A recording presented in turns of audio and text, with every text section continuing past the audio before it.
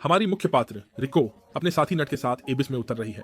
उन्हें बहुत गहराई में जाने की अनुमति नहीं है, इसलिए उन्हें टुकड़े इकट्ठा करने होंगे। रिको खुदाई कर रही थी और उसने एक कब्र खोजी। वह कई अलग अलग अवशेष पाती है और उन्हें उठाती है। एक भरे हुए बैग के साथ वह दोपहर का भोजन करती है और मानती है कि उसे जल्द ही पदोन्नति मिलेगी। बेस पर लौटते समय वह एक विशाल लाल सांप के राक्षस से मिलती है। ये आमतौर पर एबिस के और नीचे होते हैं, इसलिए यह उसे चौंका देता है। राक्षस नट के पीछे जाता है जो घायल हो चुका है। ये उसे खाने वाला है, इसलिए रिको उसका ध्यान खींचने को अपनी लाल सीटी बजाती है। ये मुड़ता है, अपनी पूंछ से उसे मारता है। वह दूर फेंकी जाती है। उसका बैग और हेलमेट खो जाता है। राक्षस उसका पीछा करता है जब तक वह चट्टान तक नहीं पहुंचती। गिर चुकी, अब राक्षस उसे खाने ही वाला है। एक विशाल अग्नि विस्फोट राक्षस को मारता है। इससे राक्षस उड़ जाता है। विस्फोट के निशान का पीछा करते हुए वह एक बेहोश लड़के को पाती है। वह एक हार उठाती है। लड़के को करीब से देखने पर वह पता लगाती है कि वह एक साइबोर्ग है। उसका नाम रेग है। रिको और नट रेग को शहर में लाते हैं। अनाथालय के बाहर वे शिगी से मिलते हैं। वह बच्चों को अनाथालय के निदेशक को भटकाने के लिए कहता है। इससे दूसरों को रेग को अंदर चुपके से ले जाने का मौका मिलता है। अगले दिन पाठ में निदेशक सभी को बता रहे हैं कि अवशेष रखना मना है। इससे रिको बहुत घबरा जाती है। जीरो नामक एक शिक्षक रिको से पहले के राक्षस सांप के बारे में बात करते हैं। वह पूछते हैं कि वह कैसे जीवित बच पाई। वह लगभग रेग के बारे में बताने ही वाली थी, लेकिन वह खुद को रोक लेती है। वह उसे जाने देते हैं। वह गहराई में अनुमति मांगती है। वह उसी गहराई तक पहुंचना चाहती है जहां उसकी मां पहुंची थी। यह उसके लिए बहुत खतरनाक है। वे रेग को जगाने के लिए उसे बिजली का झटका देते हैं। दुर्भाग्यवश उसे कोई यादें नहीं है। शिगी अंदर आता है और उन्हें बताता है कि उन्होंने पूरे अनाथालय की बिजली उड़ा दी। उन्हें पता है कि जीरो उनकी जांच करने आएंगे, इसलिए वह रेग को छुपाने के लिए उस पर एक कंबल डाल देती है। वह आता है और चारों ओर देखने लगता है। वह रेग के साथ कंबल के नीचे देखता है, लेकिन वह गायब हो चुका था। रिको देखती है कि रेग छत से लटका हुआ है। फिर उसे अनाथालय की सफाई करने की सजा दी जाती है। रिको चुपके से रेग के पास वापस जाती है, लेकिन जीरो उसे ढूंढ रहा है। फिर रेग दोनों को बाहर ले जाता है। वह रेग को शहर के ऊपर सूर्योदय देखने के लिए ले जाती है। वह रेग को बताती है कि वह एबिस से आया है। शिगी हमें एबिस के श्राप के बारे में बताता है। जितना नीचे जाओगे श्राप उतना ही मजबूत होगा। प्रभाव हल्की चक्कर से लेकर मृत्यु तक हो सकते हैं। वे मानते हैं कि रेग एबिस के सबसे निचले हिस्से से आया है, क्योंकि वह मानव नहीं है। वह कई अलग अलग अवशेषों से बना है, जिससे वह अत्यधिक मूल्यवान बन जाता है। वे रेग को मानव के रूप में छुपाकर अनाथालय में शामिल करने की योजना बनाते हैं। उनकी योजना सफल होती है और वे अनाथालय के छात्र भी बन जाते हैं।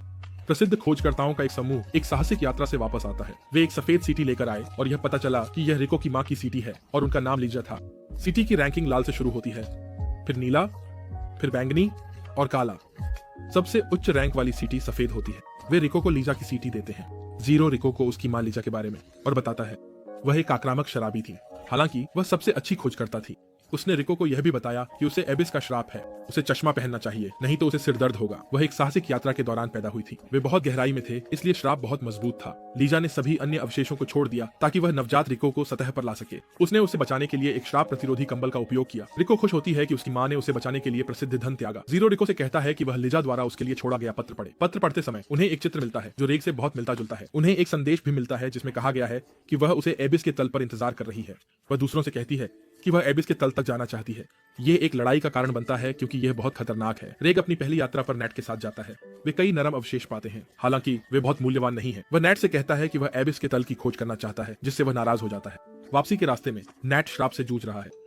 वह प्रभावित है। श्राप का रेग पर कोई असर नहीं। उस रात बाद में रिको और रेग मानते हैं कि वे कल एबिस में नीचे जाएंगे। शिगी एक नक्शा निकालता है और एबिस पर एक मार्गदर्शिका देता है। उन्हें बताया जाता है कि एक बार जब वे दूसरे स्तर को पार कर लेते हैं तो कोई भी उनकी मदद नहीं कर सकता। चौथा स्तर केवल काले सीटी वालों के लिए आरक्षित है और यह 7000 मीटर से अधिक गहरा है। उससे नीचे का कोई भी स्तर केवल सफेद सीटी वालों के लिए आरक्षित है, हालांकि वे वापस नहीं आ सकते। एबिस का श्राप केवल तब प्रभावी होता है जब आप ऊपर चढ़ते हैं। रिको अभी भी जाने के लिए उत्साहित है क्योंकि वह अपनी मां को फिर से देख सकती है। नेट उस पर चिल्लाता है, कहता है कि शायद उसकी मां सालों पहले मर चुकी है। रिको फिर रोते हुए चली जाती है। अगले दिन वे अपने सफर की शुरुआत करने के लिए शहर में मिलते हैं।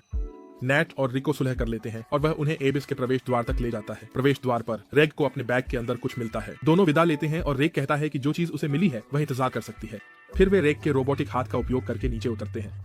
रिको जागती है और खुद को रेग के हाथों के जाल में पाती है। वह भी सो रहा था, इसलिए उसने अपने हाथों का उपयोग उन्हें सुरक्षित रखने के लिए किया। वे अब 800 मीटर से अधिक गहराई में हैं और रिको उनकी प्रगति से खुश है। नाश्ता करने के बाद रिको अपने कंपास के साथ खेल रही है। यह एक स्टार कंपास है जो हमेशा एबिस के तल की ओर इशारा करता है। वह इसे नदी में गिरा देती है और यह एक झरने के नीचे गिर जाता है। अब वह अपनी धरोहर खोने से दुखी है, लेकिन रेग उसे वह पत्र देता है जो उसने पहले पाया था। जीरो ने इसे अपने बैग में रख लिया, ये जानते हुए कि वे एबिस में चुपके से जाने वाले थे। उन्हें एक लाल पत्र मिलता है जिसमें लिखा है कि वह उन्हें वापस लाने के लिए सुबह आएगा। रिको मानती है कि यह एक परीक्षा है, यह देखने के लिए कि क्या उनके पास एबिस के तल तक पहुंचने की क्षमता है। वह एक मकड़ी का जाला पाती है और एक विशाल मकड़ी पीछे से आती है। यह उन पर हमला करती है, इसलिए रेग उस पर अपना हाथ फेंकता है। वे इससे दूर जाने के लिए और नीचे उतरते हैं। उन्हें दूसरे स्तर का प्रवेश द्वार मिलता है। रिको को चक्कर आता है और वह जमीन पर गिर जाती है। फिर वे आराम करने का निर्णय लेते हैं और इस दौरान वे एक और खोजकर्ता को देखते हैं। यह जीरो हो सकता है, इसलिए वे भाग गए। वे पकड़े जाते हैं और वह पहले का प्रसिद्ध खोजकर्ता निकलता है। नैट और शैगी उससे जोड़ी को दूसरे स्तर तक ले जाने में मदद मांगते हैं। वह खोज दल से बचने में मदद की पेशकश करता है, लेकिन वह इसे ठुकरा देती है। वह जीरो के अंतिम परीक्षण में धोखा नहीं देना चाहती। वह जाने से पहले दोनों को गले लगाता है। वे और नीचे उतरते हैं और दूसरे स्तर पर पहुंचते हैं। रिको अब अन्य खोजकर्ताओं से बच निकलने का जश्न मनाती है। रेग को कोई मदद के लिए पुकारता सुनाई देता है। जोड़ी एक आदमी को लोमड़ी जैसे प्राणी द्वारा खाया जा रहा पाती है। वे अंदर मदद करते हैं। हालांकि रिको को एहसास होता है कि यह एक जाल है। यह अपने शिकारों की चीखों की नकल करता है। वह आदमी पहले ही मर चुका है। एक और प्राणी झपटता है और रिको को उठा लेता है। कई प्राणी आते हैं और रेग पर हमला करते हैं। रिको को एक बच्चे प्राणी को खिलाने की तैयारी है। जब चीजें निराशाजनक लगती हैं, तो अपने हाथ को जानवर की ओर निशाना साधता है। एक विशाल विस्फोट करता है जिससे सभी प्राणियों का सफाया हो जाता है। फिर अपना हाथ बढ़ाता है ताकि गिरती हुई रिको को पकड़ सके। वे और नीचे उतरते हैं और रिको की हालत खराब है। दूसरे स्तर का श्राप उस पर भारी पड़ रहा है।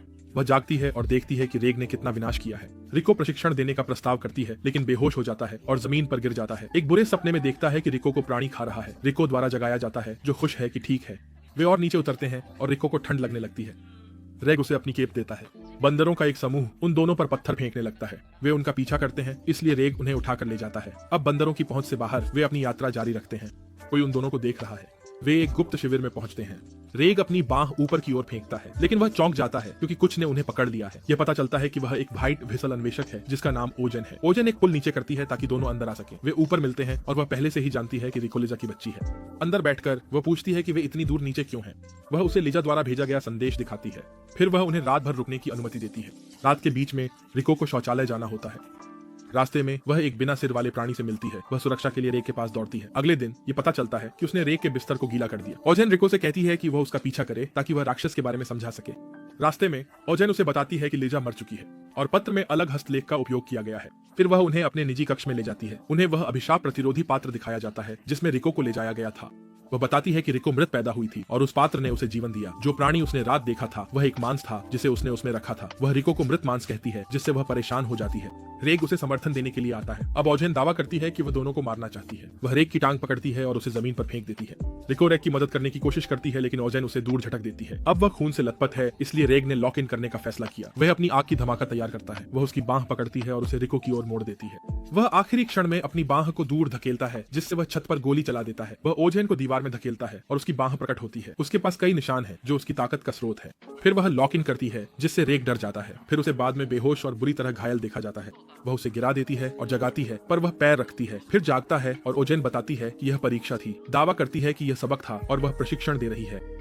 वह रिको को कहती है लिजा उसका इंतजार कर रही है। एबिस के नीचे गुफा में ले जाती है और उन्हें 10 दिनों तक जीवित रहने के लिए कहती है। रेग से कहती है अपने ब्लास्टर का उपयोग न करे। जब हर बार इसका उपयोग करता है तो 2 घंटे के लिए बेहोश हो जाता है। जब वह बेहोश होता है तो उसे जगाने का कोई तरीका नहीं होता और इससे रिको असहाय हो जाएगी। वह उन्हें छोड़ देती है और उन्हें शुभकामनाएं देती है। पानी इकट्ठा करते समय एक हिप्पो जैसा प्राणी रिको पर हमला करने की कोशिश करता है। रेग उसे पकड़ने और सुरक्षित स्थान पर खींचने में सफल होता है। वह आग जलाती है, लेकिन इससे बहुत सारे कीड़े आकर्षित हो जाते हैं। एक बूढ़ा आदमी और ओजन इस जोड़ी को देख रहे हैं और वे प्रभावित नहीं हैं। यह जोड़ी हिप्पो को बाहर निकालने की योजना बनाती है। वे गोबर का उपयोग चारे के रूप में करेंगे। वे इसे जलाते हैं, जिससे हिप्पो को सफलतापूर्वक लुभा लेते हैं। रिको उस पर रोशनी डालती है, जिससे रेग को उसे पीछे से पकड़ने का मौका मिलता है। वह एक विशाल लकड़ी गिराता है जो हिप्पो को फंसा देती है। अब बूढ़ा आदमी और ओजन चर्चा करते हैं कि वे कैसे प्रगति कर रहे हैं। अब उन्हें बाद में हिप्पो का मांस खाते और आनंद लेते हुए देखा जाता है। 10 दिन बीत चुके, ये जोड़ी शिविर में लौट आती है। वे ओजन के साथ भोजन करते हैं और अपने अनुभवों के बारे में बात करते हैं। वे इस बारे में बात करते हैं कि कैसे समय एबिस में अलग तरीके से चलता महसूस होता है। ये रिको को और अधिक आशा देता है कि लिजा अभी भी जीवित है। वह उत्साहित हो जाती है, लेकिन ओजन उसे विनम्र बनाती है। वह उन्हें बताती है कि 5वीं परत में सावधान रहें, क्योंकि वे अन्य व्हाइट फिसल्स से मिल सकते हैं। आपके पास गाइडेंस के संप्रभु बर्ड फेस और स्पेसमैन हैं।